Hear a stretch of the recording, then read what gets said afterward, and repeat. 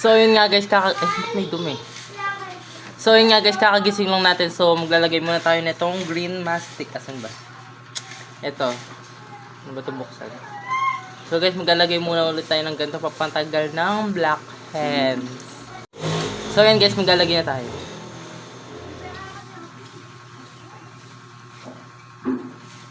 Guys, alam nyo ba, super legit nito. As in, super na legit guys. As in, nakakawala talaga siya ng black hands.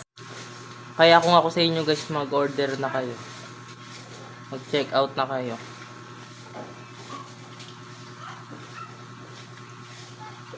Guys, alam nyo ba, dapat mag-order ako kay Sir Manix ng pampatanggal ng teklat, yung soap. Ang kaso guys, kulang yung laman ng maya ko, kaya hindi ako nakapag-check out. Kasi nga, guys, sa bank account dapat magbayad, hindi sa delivery. Dapat sa delivery na lang, di sana nakapag-check out na ako guys. Sana, may peklat kasi ako sa guys, sa likod.